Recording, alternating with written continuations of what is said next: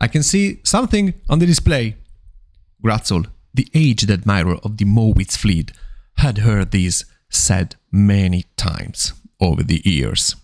The Mowitz have been searching for the lost fleet for generations, and time after time, this observation had led only to disappointment.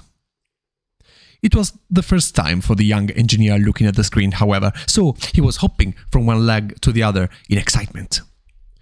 Gratzel sighed and started to head over. Yes, there had been leaps forward in the technology. It was now possible to colonize a group of asteroids if you were prepared to scrap a Gaia former for it. And then, eventually, it became possible to colonize protoplanets. Well, what actually happened was that you settled in orbit and used the latest kit to siphon energy from the planet that was forming. But Gratzel didn't think that the sensor had improved by all that much. He went over to the screen.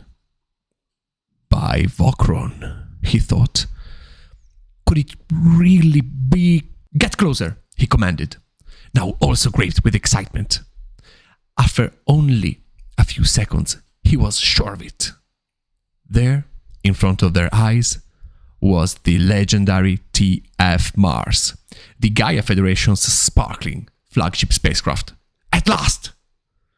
They had found the first spaceship of the lost fleet.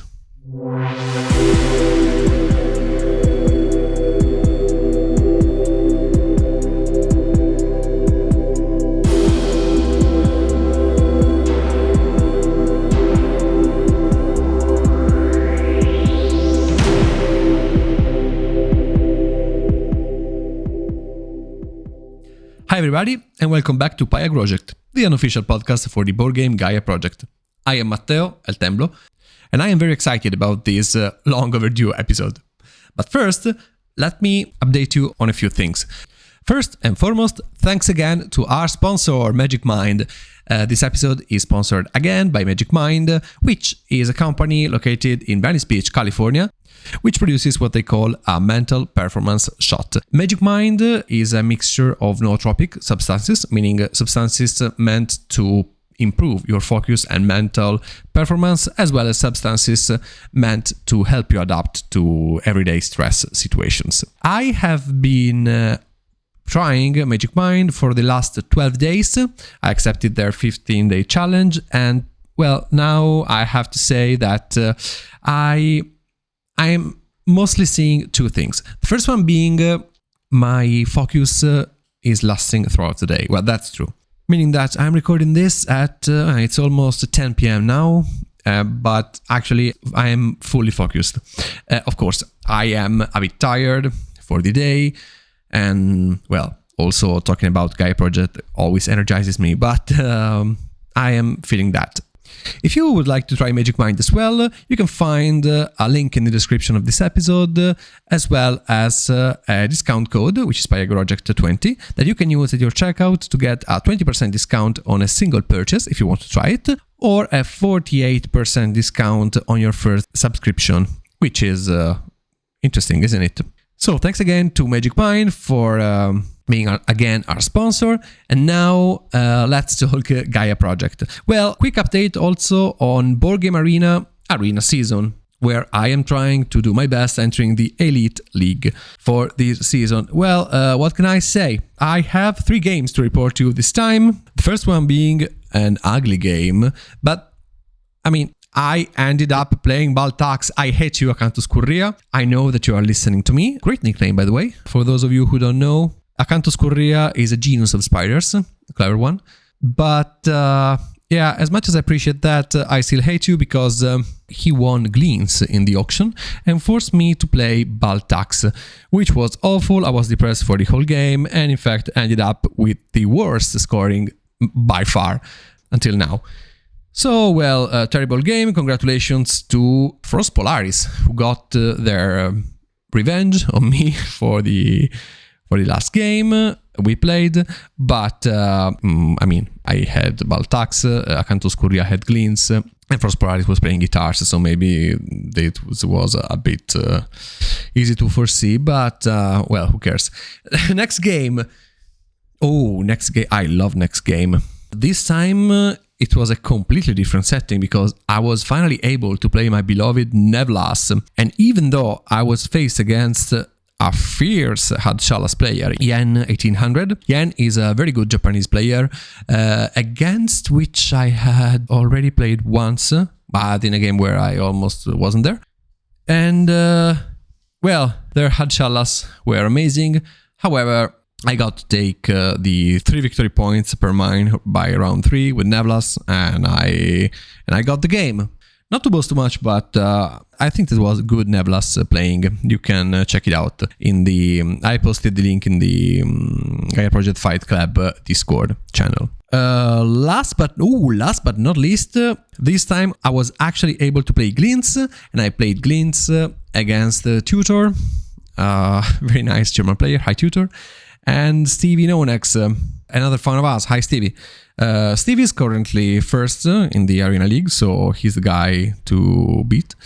But yeah, this time he played Terrans, while, as I was saying, I played Glints and Tutor played Baltax. Well, I scored 207 with Glints. I played with my little heart out. But Tutor said no, you cannot have a joy in this life, proceeded to score 214 and made me arrive second. Anyway, that was a blast of a game. Congratulations, folk. A really nice game. Hope to play together again soon. Now, quick rant about this Arena season.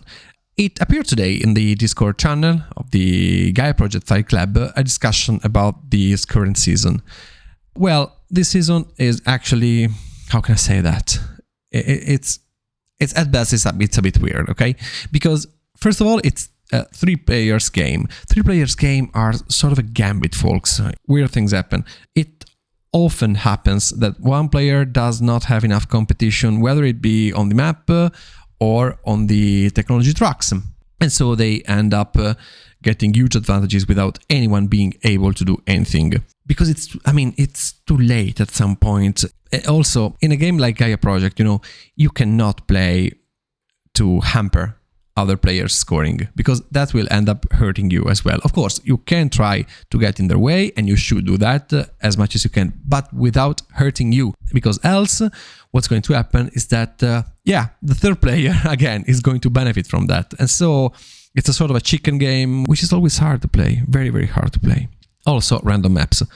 I don't like them, and I am not the only one saying this, especially because, as Babbook was saying, Great Peak Babbook, I completely agree with you on this, you end up having Gaia planets next to other planets, and that's completely against the spirit of the game. I usually respect the work of the admin who created the algorithm for random map. I remember it was Kaivon, really mate. I immensely respect you and your work, but I still don't think that this is fit for competitive play.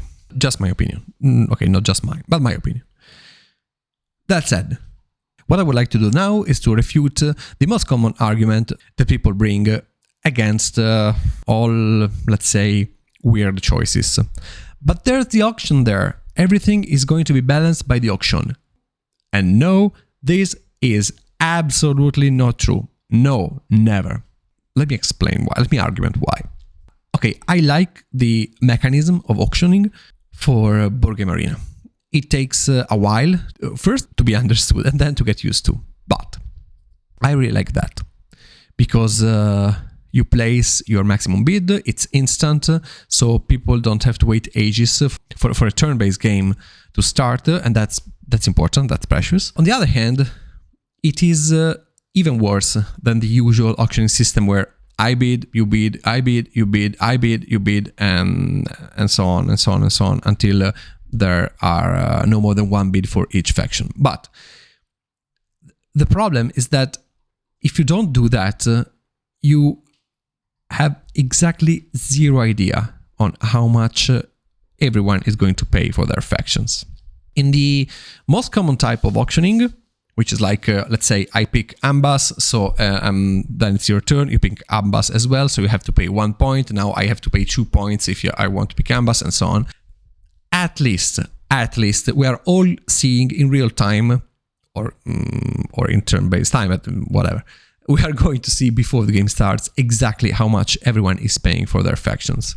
And then can be interesting because you can assess a starting situation. Of course, nobody can foresee the future, but we can all have an idea on which are going to be the hottest scoring opportunities, more or less.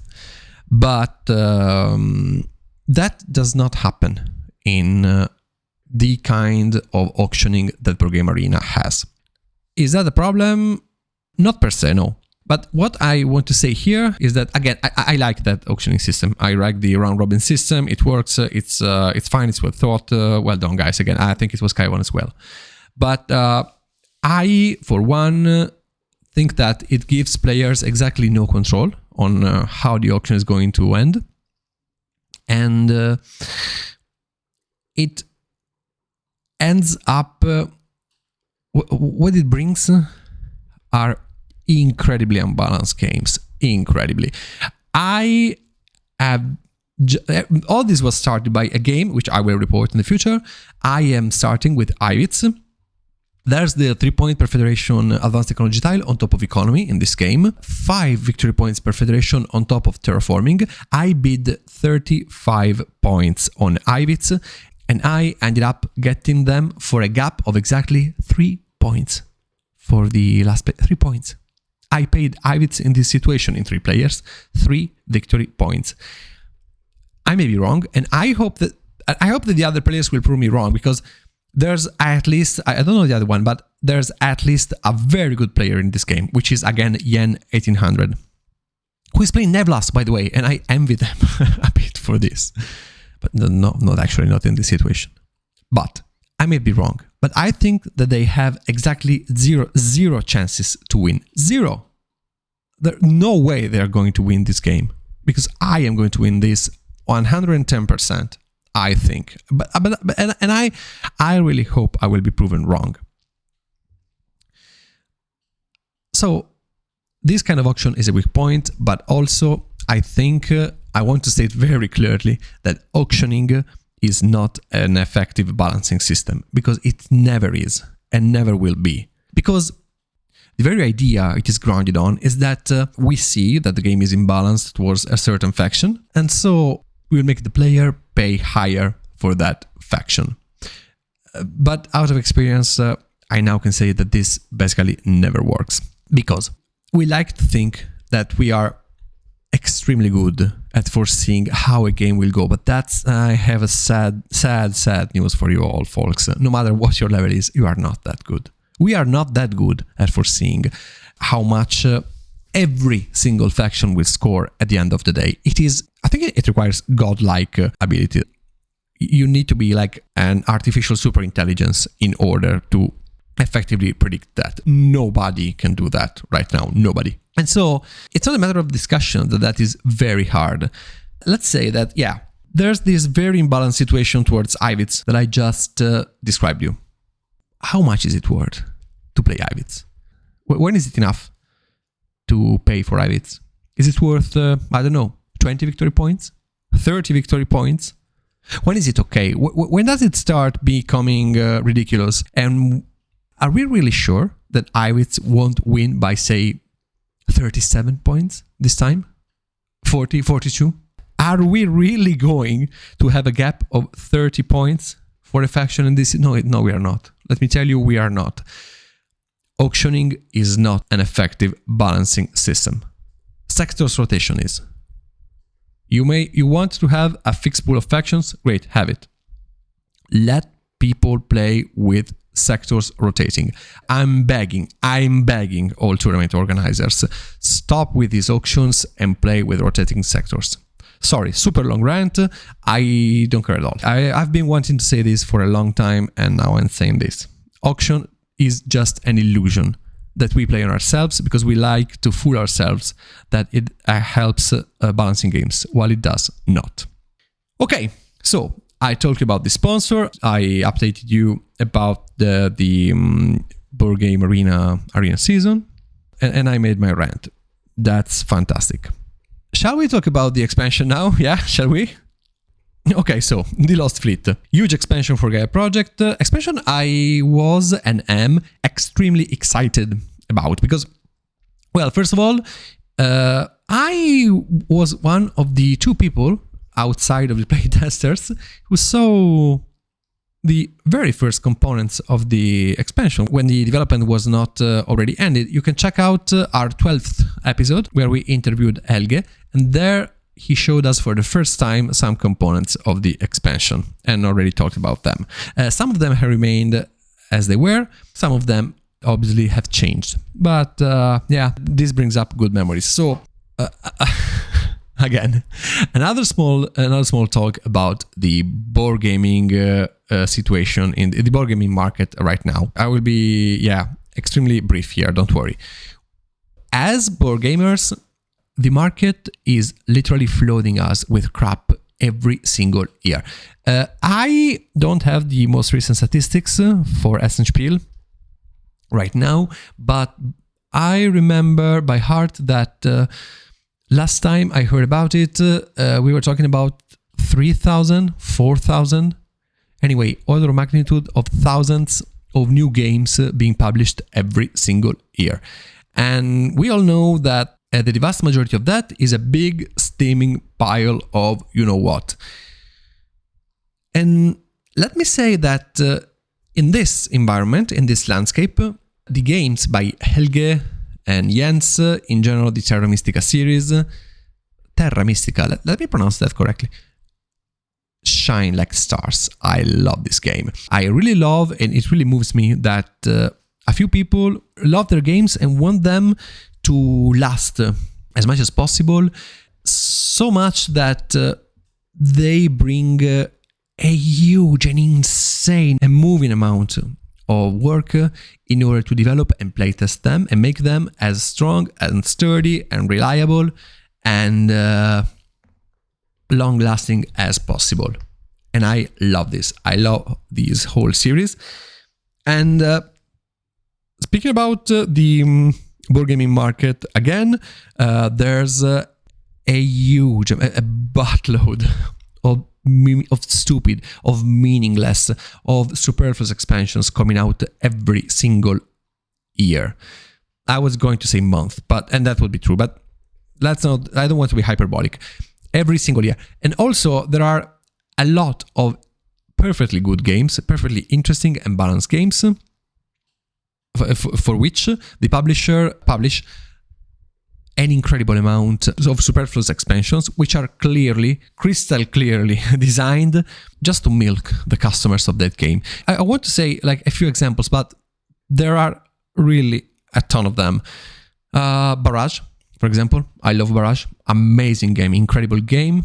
Published by an Italian company, by the way. If you were one of the bakers of the Kickstarters, I really feel bad for you. I fully know that story. That's ridiculous, but Barrage is a gem, is a very good game.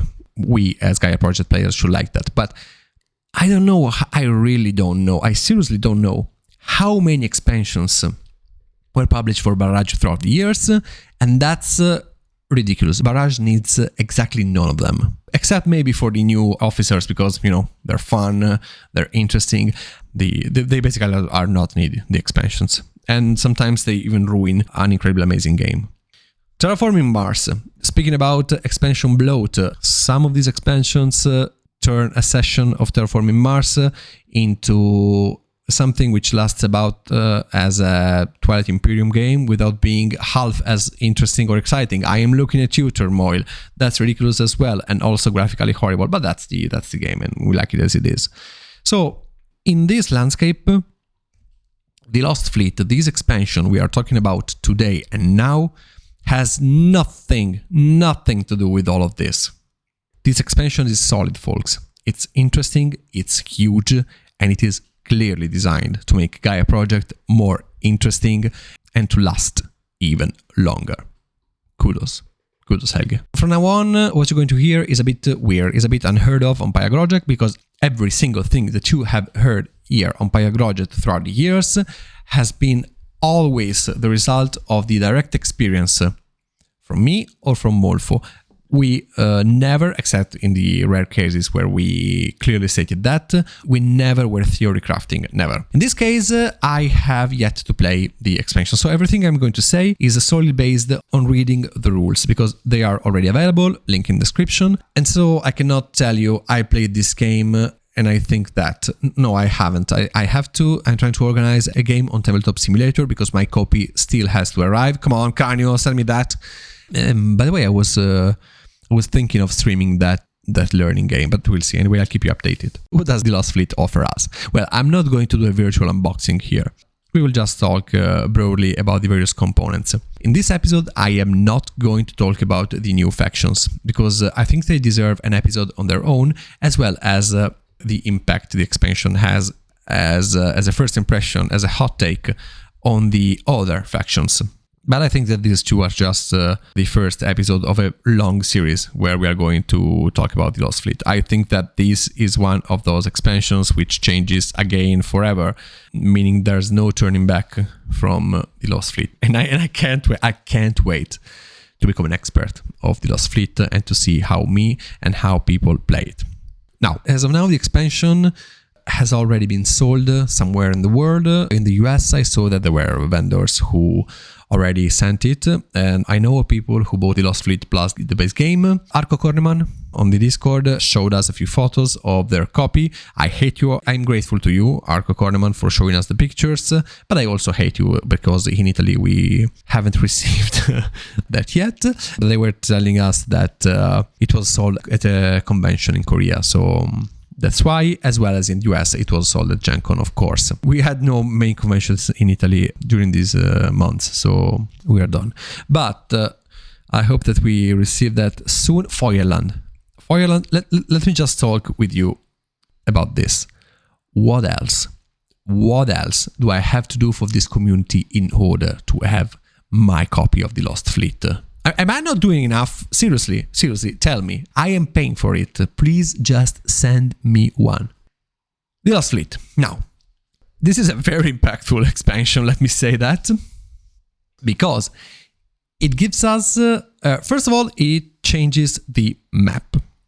It gives us the so-called deep space sectors, which are not proper sectors because they're teeny tiny sectors made up of just 3 hexes. And these are meant to fill like the gaps at the border of the map that the regular sectors of the base game create due to their shape. I really like how clever that is. I think that the initial design of Gaia Project was brilliant and future-proof, and this proves that. But also, what I really find brilliant and interesting are the interspace tiles.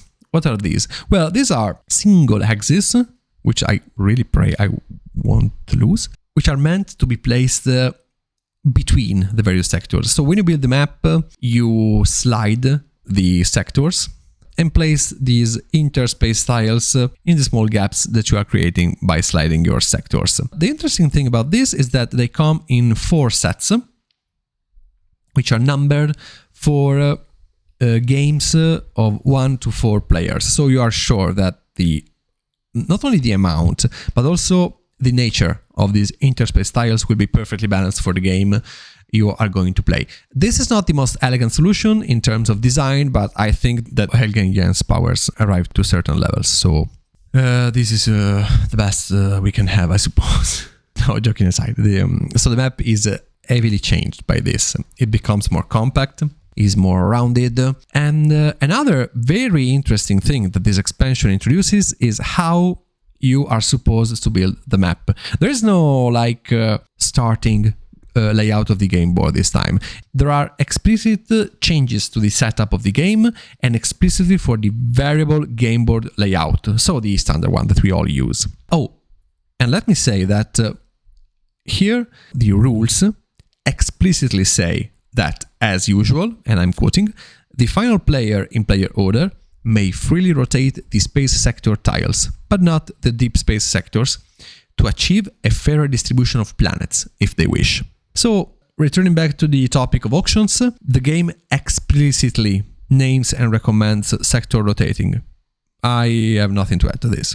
But I was saying that this also introduces some changes in how the board is built. First and foremost, the setup for 3 players is very different from the usual one. If you play in 3-player games on Board Game Arena, you will have the chance to play in the so-called egg-shaped map, which is a map that contains only 8 sectors instead of 10, thus making the map more balanced in the intentions of those who made it. This is not completely wrong, however, this is completely made up by Board Game Arena. There is no mention of this in the original rules. It is meant to be played in 3 players. I think that it feels a bit too tight in my experience. It feels tight. There's not much space. Of course, the full map in 3 players feels very large.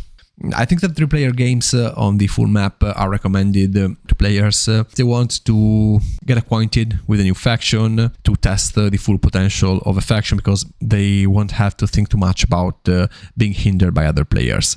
The 8 sectors egg-shaped map, on the other hand, is a bit too harsh, so enter the 9 sectors map for 3 players. It is clearly stated that for this map you will always return the number 8 sectors to the map, in your face, Baltax, and the sectors, this is important, the sectors 5, 6 and 7 will be flipped to the sides with the black numbers.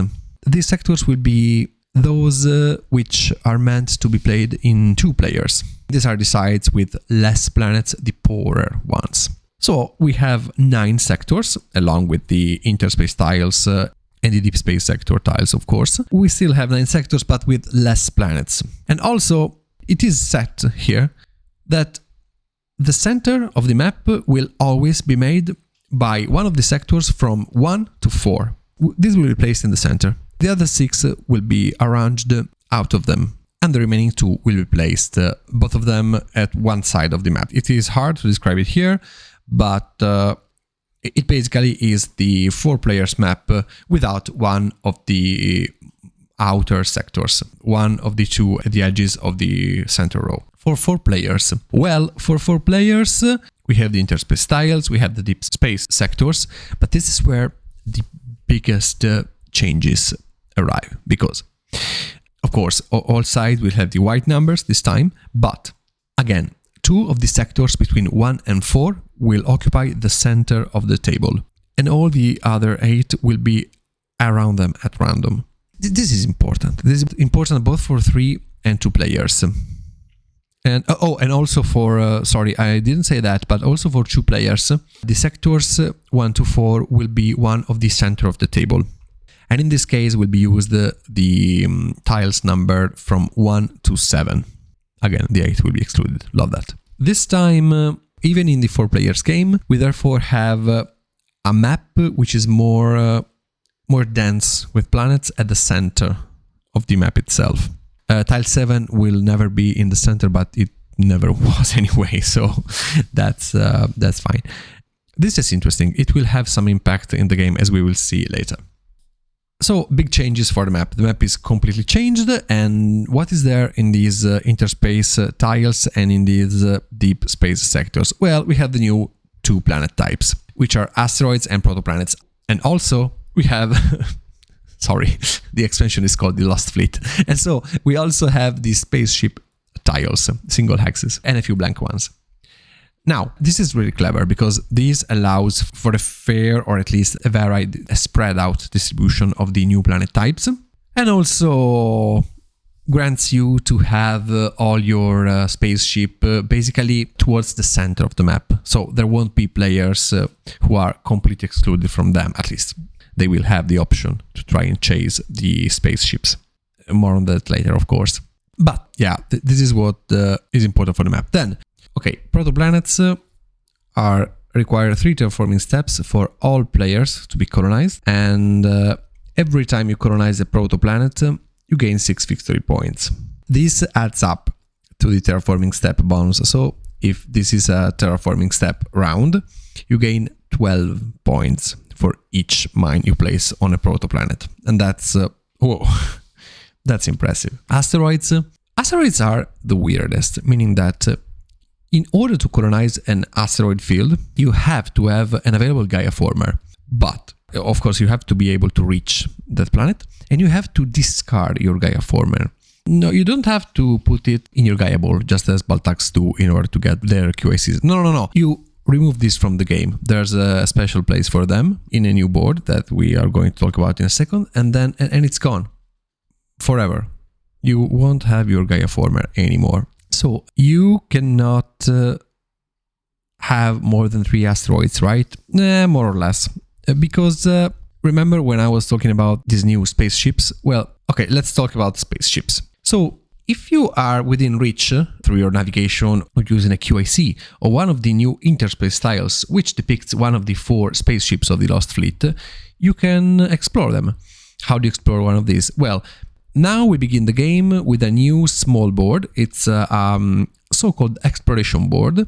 There are 9 of those, and each of them is double-sided, meaning that each faction has its own small exploration board. On this exploration board, we're placing a new component, which are the exploration shuttles. We have 3 of them in 3 and 4 player games, and 2 of them in 2 players and solo games. We can send them to explore these spaceships. Therefore, we basically transfer one of these on the new board. We have to pay a cost for this because the player to explore one of these spaceships has to pay 5 victory points, and some factions have to pay additional costs. Keep in mind that these small exploration boards are very interesting because they were also an occasion to rebalance a bit the factions. Not only they have our exploration shuttles, but they have also some small changes. For example, now best codes start with 3 knowledge instead of 1. Lantids have an income of 1 power. I will talk more about this in the second episode about the Lost Fleet, but this is great because they took the chance to rebalance a bit the faction. Gaia Project is a very balanced game, don't get me wrong, but they took the chance to rebalance them even a bit more. So you have to pay the initial cost, as I was saying. The first player to explore a spaceship just pays the cost associated to that. It is in general 5 victory points, then some factions have to pay a bit more, Baltacs have to pay 7, that's only fair. Taclons have to freeze their Brainstone in the Gaia Bowl, white factions have to discard 1 power, and so on. But then you place one of your exploration shuttles on the spaceship, and from that moment on you have access to everything that is on the spaceship as an action. Here we have 3 actions for each spaceship, and this is because sorry, I forgot to tell you, but there are no more QIC actions in the game if you are playing with the Lost Fleet. None, 0, nessuna, nada, nicht. You have no QIC actions on the board. This is just because they were moved to these spaceships. So in order to get access to each of the old QIC actions and a new one, which is going to give you 2 victory points plus 1 victory point for each technology tile that you have to send your exploration shuttles to the appropriate spaceship. Every player that does so after the first one will also receive a small bonus for that, namely charging 2 powers the time they send one. Of course, you cannot send more than 1 exploration shuttle to each spaceship, and you don't have enough to send one to all of them, so you have to choose. Once you're there, as I was saying, you have access to the actions which are depicted on the spaceship. Each spaceship has 3 actions. There are not only QIC actions, there are also new power actions, which require to spend power as normal, but they may also require spending other resources. For example, there's a new power action which costs 3 power, but also requires 1 additional ore, and that will allow you to upgrade one of your existing mines to a trading station without having to pay any additional costs, such as no credits. Also, there are 2 new types of actions, which are the credits actions and the knowledge actions. You may have imagined this, but there are now actions which cost credits and action which costs knowledge. They are all exclusive. You place a small token which blocks them for other players and also for you for the rest of the round. And well, what are these new actions? There are a lot of them. There are 4 new power actions. One is exactly as I just said, the one which costs 3 and 1 ore and upgrades 1 mine to a trade station. But there is also the additional step. So another action which costs 3 powers and also require that you spend 2 ore, but upgrades a trading station into a research lab. When I see pay 3 power and 2 ore in order to place a research lab, I immediately think Firax. This action seems the best one of the two because it will allow you to save way more than the other, because here you are saving 2 credits and 1 ore, which is a lot. Is a total amount of 5 powers converted, so that's great.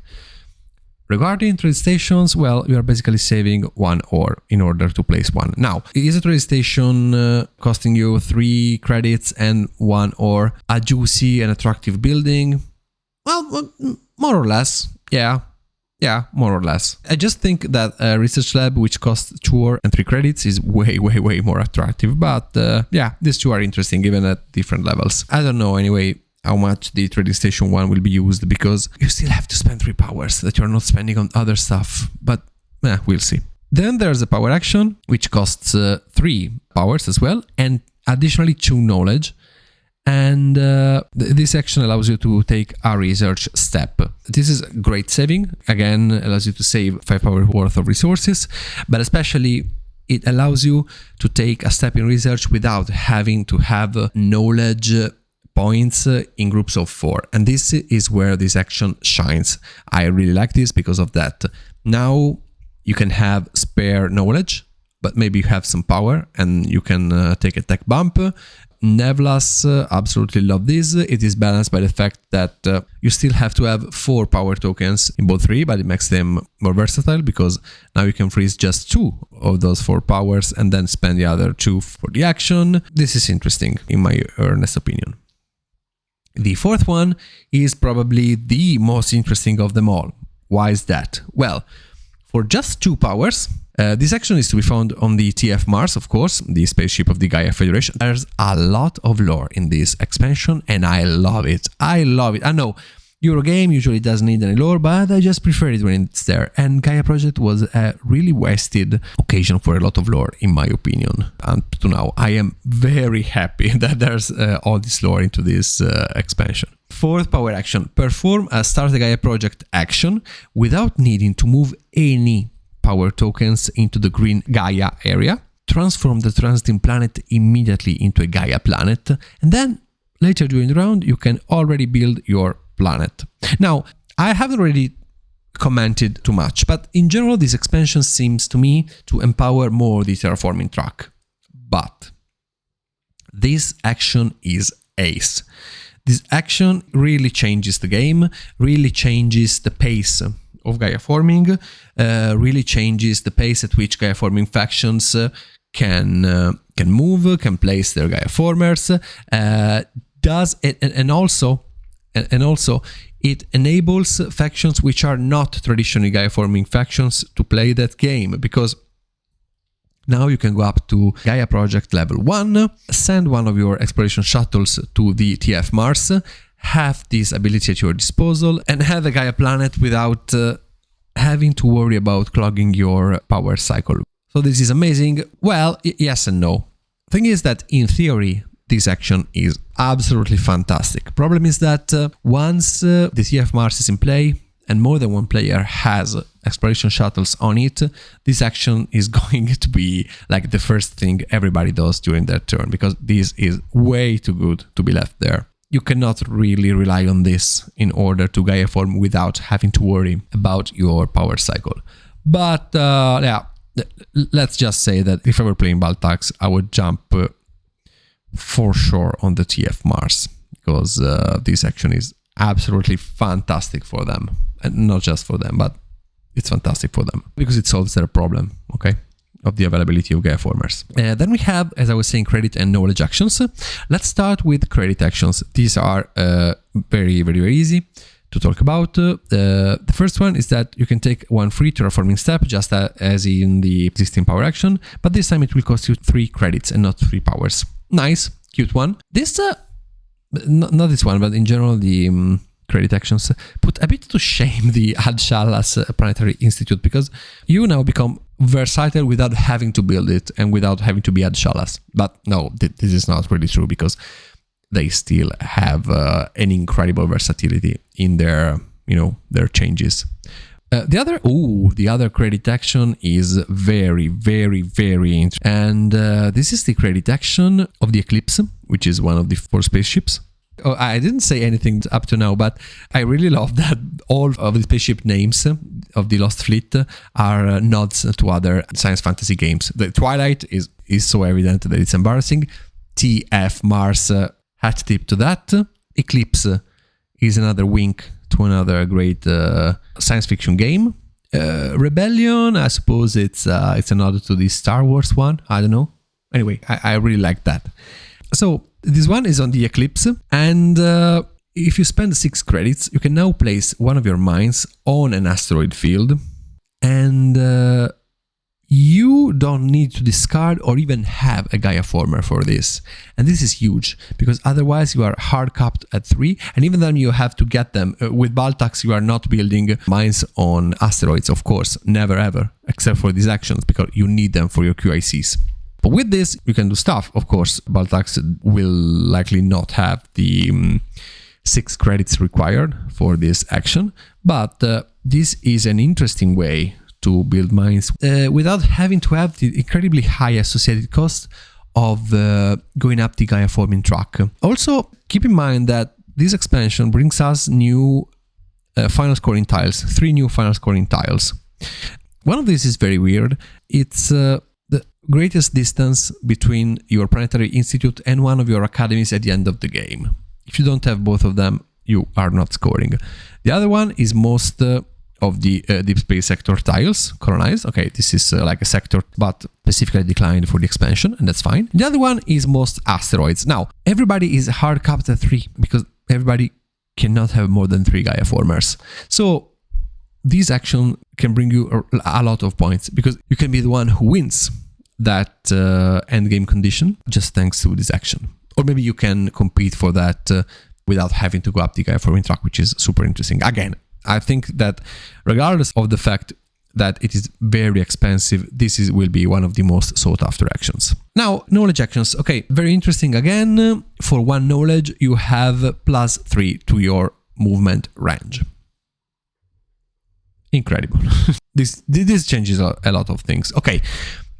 All of these are actions which are on the spaceships, meaning that you have to reach them before having them at your disposal, but still this is great. This is exactly like the booster range from the base game, but having that action there for you and costing you just 1 knowledge is very, very, very flexible. Great, you can even choose not to go up the navigation track more than before, more on this later. But I really love this. For your spare knowledge points, +3 movement, I think is a steal. The other action is 2 knowledge points. This immediately gives you back 2 credits and 1 QAC.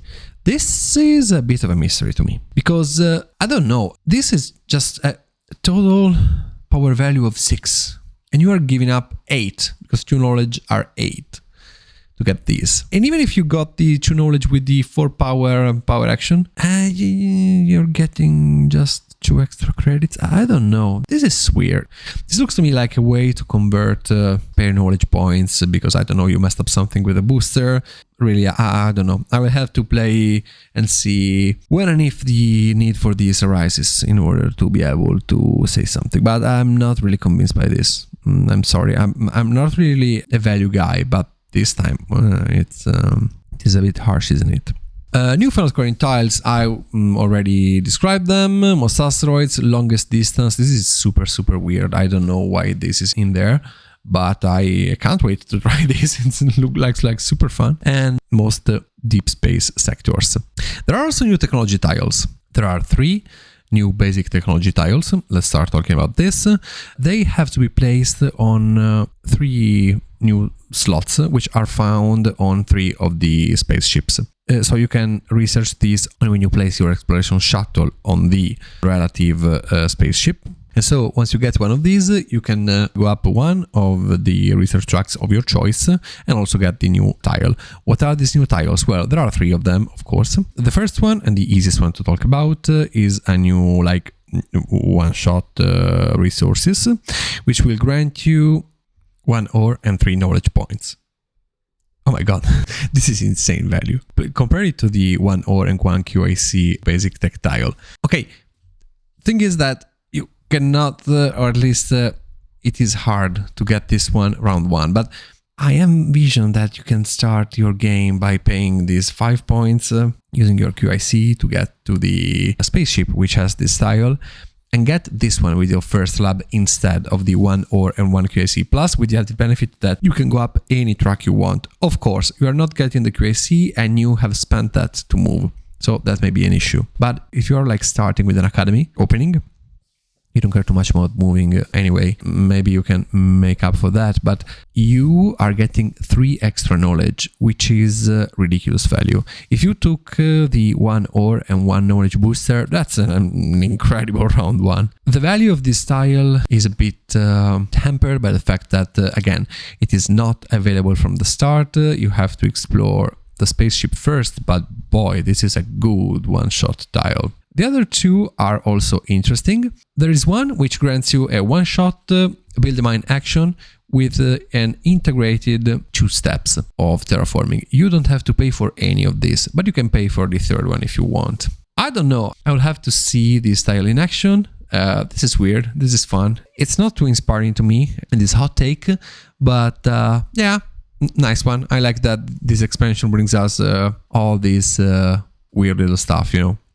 But I saved the last one for the end, because this one is a game changer. The third basic tile grants you +1 movement as long as it is not covered by an advanced technology tile. Now, this tile changes everything, because the sweet spot of navigation is usually 2 axes anyway. That has always been so.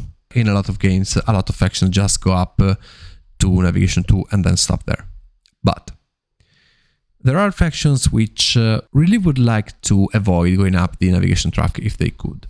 Getting +1 to your navigation capabilities without having to do so is great. It's just great. First of all, Baltax can now move 2, and this really changes their game. This style is almost making me want to play Baltax more. Glints now have, and I will talk more about that in the second episode, but Glints have an inbuilt advantage, an inbuilt action now in their exploration board, which grants them +2 to the movement. They have basically 1 QSC per round. And with this, I mean, they already started navigation 1. I don't know, they can just go up to navigation 2 and then forget it. Yeah, no, I think they can do so without this style. This is super interesting. Combine this with the fact that now the map always has a higher density of planets at the center, and we see that the navigation track has lost a lot of value, in my opinion. It is no more as necessary as it was. Of course, it depends, for example, on what stands at the top of it and what stands at the bottom of it, as it has always been. But this is going to be played like a lot. The last thing that we find on these spaceships that we are going to explore are new Federation tiles. They have gold borders, and there is one on each of these spaceships. You can, of course, take these once you have explored the spaceship and take these instead of the regular ones. These are really weird and interesting, and they also bring a lot of new options when you form your Federation. There are a lot of them. There's a new Federation which grants you 12 victory points. Yes, of course, we already had one, but this one is not grey on both sides. This has a green side, so you can get 12 victory points and then use it to get an advanced technology tile or to jump to level 5 of any tech track. We have one which immediately gives us one technology tile of our choice without having to pay anything else. This is great for getting advanced techs, of course. One of these federations gives us a build a mine action without range. We can build a mine wherever we want and without paying anything for that mine, but we have to pay terraforming steps, and for Gaia planets we must pay the QICs. I don't know, none of this gives us any victory points except for the 12 points one, so this is a bit debatable, but I don't know, this is weird. This opens up a lot of possibilities, really a lot of possibilities, as it does another one which is not limitless but gives us a free build of a mine with 3 terraforming steps without having to pay the build cost. Again, this one can be very rewarding also in terms of points if we are good enough to take it when there is the step round. So it's 6 points plus every mine. We can still spend QACs to increase the range in this case. I suspend my judgment as of now, but they're weird and interesting. Then we have Federation tokens, very similar to the ones we already have seen in the base game. Some of these are giving us more knowledge points, more credits, 2 wars and 1 QAC, 2 power tokens, but in both 3. They're just like the old federations, but they're just better than the old ones, even though they are similar. So these are a little bit more spice to the game. And then the last truly new component is the artifacts. Now, one of the 4 spaceships, the Nautilus, has 4 of these randomly taken from a set of 13. And there are yet another one-shot reward you can have once you're there. But in order to have these, you have to discard 6 power tokens, which seems a bit brutal to me. But these artifacts can be quite good. So we will see how this goes with the Nautilus. As an example, 2 of these immediately give you 3 points for each level you have taken on the Gaia technology track or the science technology track, and another one gives you 3 victory points for each research area where you have reached at least level 3. So these are advanced technology tile scoring levels, but just by getting to one of these spaceships and spending 6 powers. So yeah, really interesting again. I have already read reports of the Lost Fleet where people are scoring way higher than in the base game. Now, for the more of the same category of components in this expansion, we also have 3 new round scoring tiles. I really like this because they freshen up the game quite a bit. So the first one is 3 points every time you build a mine in a sector, whether it be standard sector or a deep space sector where you did not have any mines before. 3 points for that round. Same, but for new planet types. Remember that now we have 2 more planet types. So we open up more possibilities for the scoring. Anyway, 3 victory points for new planet types. Geodens will love this. And now we also finally we have the round bonus for research labs, which gives us 4 victory points. Regarding the final scoring tiles, I have already told you, we also have new advanced technology tiles. There are 6 of them, and the first one I'm talking about is amazing. This gives you a permanent bonus for each terraforming step that you take. Remember all the times throughout this episode where I have been saying, if it's the terraforming step round, well, with this advanced technology tile, you don't have the problem. It is always the terraforming bonus round for you. And this is brutal. I don't know. Then we have 4 points every time you get a QAC action. Wow. Points per planet type is still there, only now it gives you 2 points base plus 1 for each planet type, because we have 2 more planet types. Wow, that's wow. Then we have 2 instant scoring ones, which are 6 points for each large building. This is hard capped at 18, but it's not too hard to get, so me likey. 4 points for each deep space sector you have colonized. Considering how distant they are from each other and how sparse they are, this won't be easy to get to its full potential. But consider that we have 8 of these on the map. So this advanced technology tile is capped at 32. I think this is the highest scoring of the instant ones until now. We also have its twin, which gives us 2 victory points for each deep space sector tile we have built a planet all up to that moment. This tile greatly encourages expanding to the borders of the map. And another one which gives us 2 victory points for each asteroid we have colonized. I think this one is not great, but I might be wrong. I don't know. I can be proven wrong. So the last component of the more of the same category are the new round boosters. These were highly weighted by me because I think that round boosters are a very important component of the game. They are very underrated and never taken into enough account. So let's review this because I am extremely interested in them. Let me say that I think that with just 4 round boosters, they made a superb work in bringing new interest to some aspects of the game which were a bit neglected.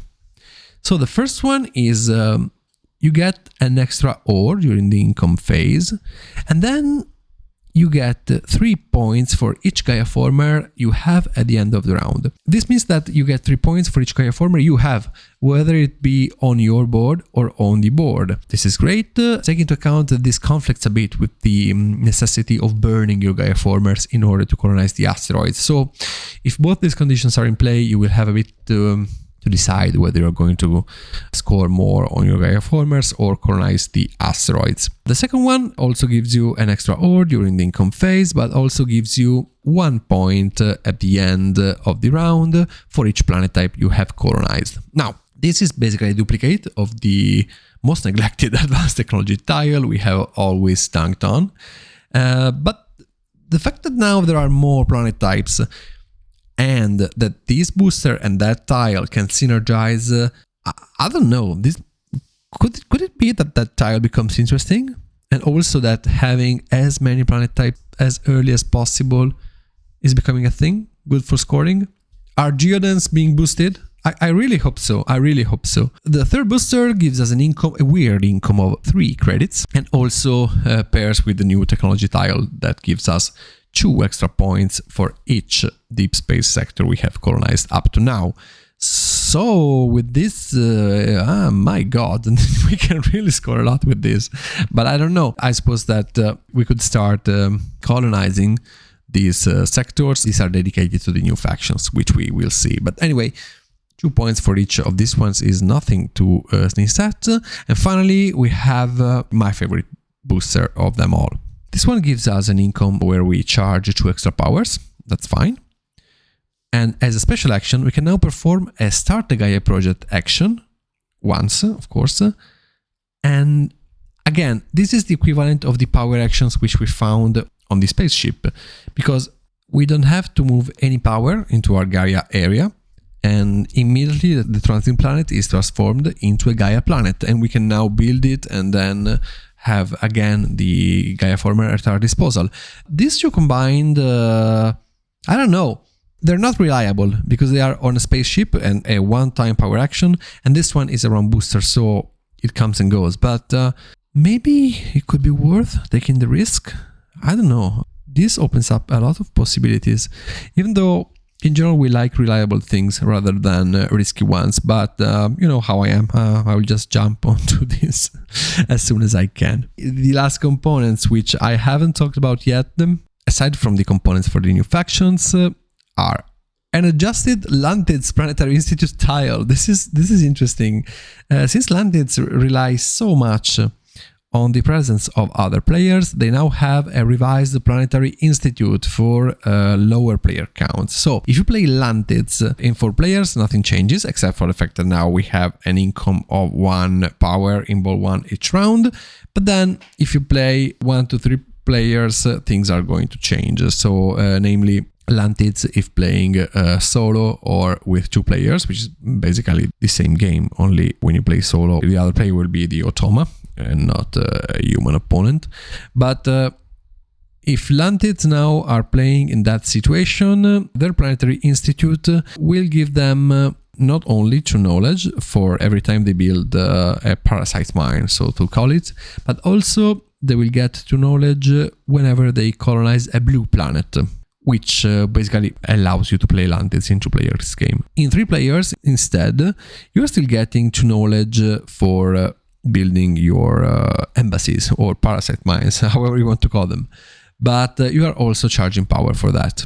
You are charging 1 power every time you do that, which is nice. I don't think it's so impactful, but yeah, we'll see. I don't like 3 players anyway, but I really like just the fact that these small adjustment tiles exist, you know.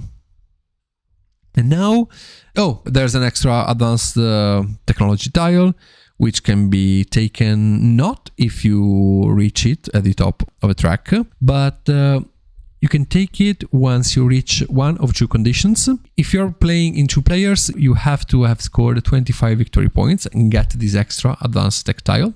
For 3 to 4 players, you have to have sent all of your exploration shuttles in order to reclaim that advanced stack. So you can focus on exploring and still be able to have access to a lot of different things. We have one last adjusted component for the game. This changes the economy track, steps 3 and 4. This is the weirdest component of them all, in my opinion. It's double-sided, you randomly choose one. So research tracks are variable now, guys, and economy track is variable and changes a lot, because level 1 and 2 are always the same, but level 3 and 4 can be as follows. Now, level 3 can give you 1 ore, as it always has been, charge you 3 powers, again, but just give you 2 credits income now. Instead, level 4 will give you 2 ore, okay, that's fine, but also only 2 credits and charge 2 powers. The income from the economy track has been hugely nerfed. I think that they thought it was too much. In the community, I cannot remember to have ever heard anyone asking for a change in the income from the economy track, but whatever. We will see if this impacts the game a lot. I don't think so. I don't think it was necessary, but again, whatever. They decided to do so, so we'll just accept that and see how it goes. The other side of these alternate steps 3 and 4 for the economy track is possibly the weirdest thing I have ever seen in Gaia Project. Because at level 3, you will get an income of 1 ore, 3 credits, and 1 point each income phase. At level 4, you are getting 2 ore, 4 credits, and you still get 1 point. Is this a kind of a joke, Helge? Is this... I mean, before I got 4 credits... before I got charge 4, and now I'm getting 5 extra points throughout the game. If I get to step 4, round 1, why put in it at all at that point? I really don't get this, but we will see. Anyway, thanks a lot to the Agricolan for providing me with the correct picture. Oh my god, this episode is endless and I haven't even started talking about the new factions. So this was a first overview of the new stuff the Lost Fleet is bringing. I absolutely have to stop now. I want to thank again Magic Mind for sponsoring me, for sponsoring this episode. Please check out the link and the discount code in the episode description to try Magic Mind. It's interesting. It's very tasteful. I really like the taste. So check that out, and we will hear soon in the next episode of paiagroject, because I will publish the second half of the Lost Fleet. Oh, and also, I recently played Age of Innovation, the new Terra Mystica, and boy oh boy, I love that game. It was my third game, I love it. If you are interested in hearing some Age of Innovation content, please let me know in the comments. But now, of course, let me know what do you think of the Lost Fleet, if you think there are stuff to talk about in general. Dave, Projay, wrote an incredibly thorough guide to some of the aspects which the expansion is going to impact. I am linking that in the description. It's real nice. Check that out. It's very interesting. Well, thanks a lot for listening. If you arrived here, you're my hero. Please rate the podcast 5 stars, comment, subscribe to it. Check out the description for tips if you want to leave them using Ko-fi. I would be really grateful to you. Check it out for cool t-shirts. Anyway, thanks a lot for listening. Thanks a lot for bearing with me up to here. And hear you on the next episode of paiagroject. Bye!